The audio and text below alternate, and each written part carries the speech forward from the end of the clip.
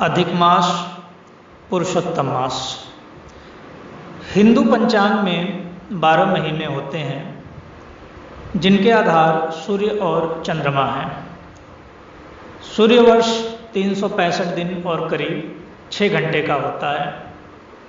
वहीं चंद्रवर्ष 354 दिनों का माना जाता है।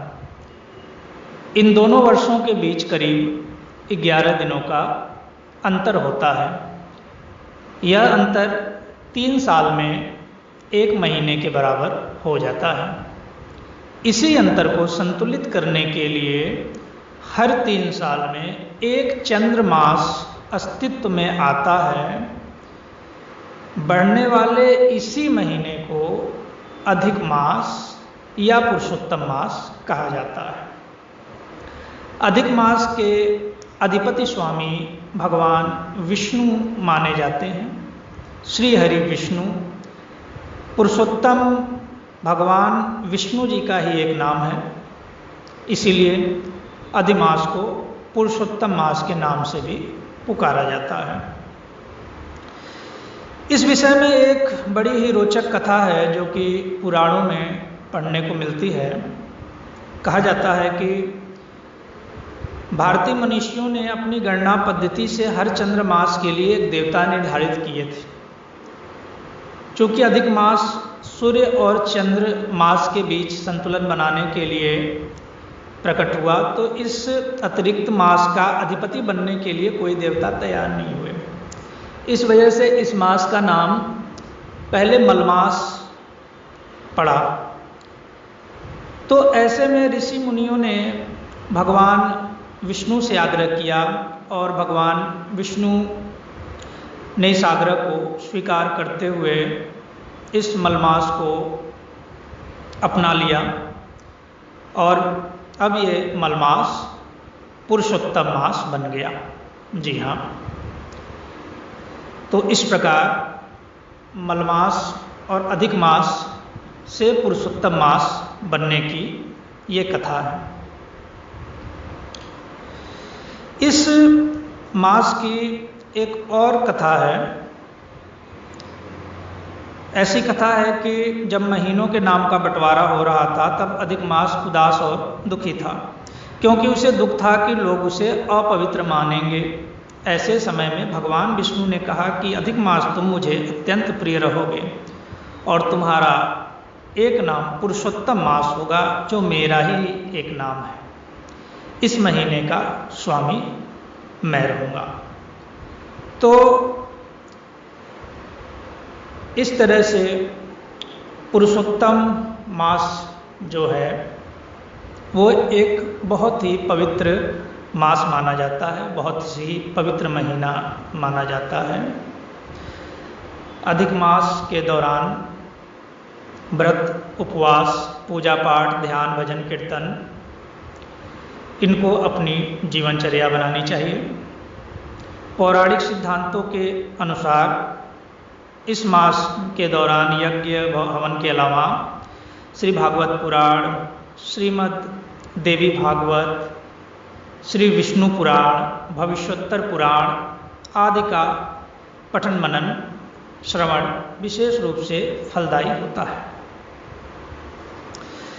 इस मास में भगवान सत्यनारायण की पूजा करना बहुत शुभ फलदायी माना जाता है।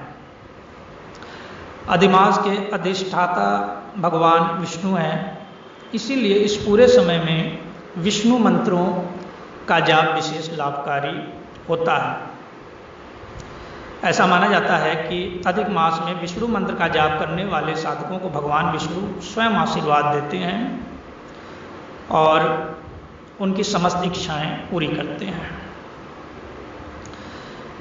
इस मास से जुड़ी हुई एक बहुत ही बड़ी कथा है जो कि पुराणों में मिलती है सुनने को।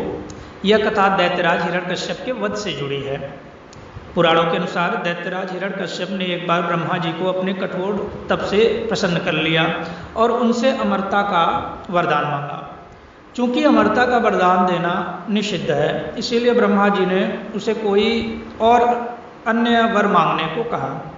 तब हिरण्यकश्यप ने वर मांगा कि उसे संसार का कोई नर नारी पशु देवता या असुर मार ना सके। वह वर्ष के 12 महीनों में कभी भी मृत्यु को प्राप्त न हो सके। जब वह मरे तो ना दिन का समय हो ना रात का। वह ना तो किसी अस्त्र से मरे ना तो किसी शस्त्र से। उसे ना घर में मारा जा सके ना घर के बाहर। इस वरदान के मिलते ही हिरण्यकश्यप स्वयं को अमर मानने लगा और खुद को भगवान समझने लगा।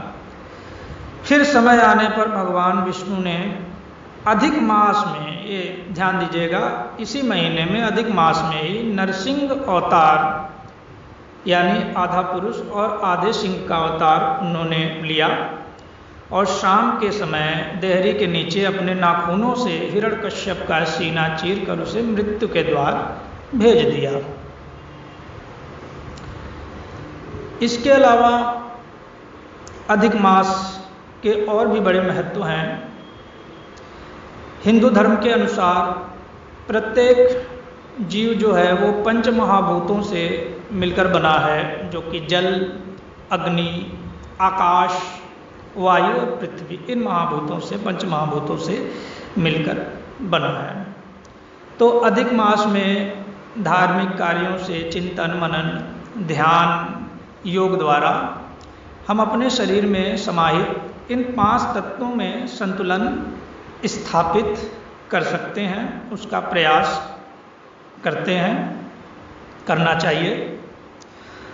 और इस पूरे महीने में धार्मिक, आध्यात्मिक और ध्यान, साधना, पूजा पाठ, इन सब कार्यों को करें आप और अपना जीवन सुखमय बनाएं। यह बहुत ही पवित्र महीना है अधिक मास का या पुरुषोत्तम मास का, और इस महीने में श्री हरि, श्री विष्णु जी का ध्यान करें और अपना जीवन सुखमय बनाएं। धन्यवाद।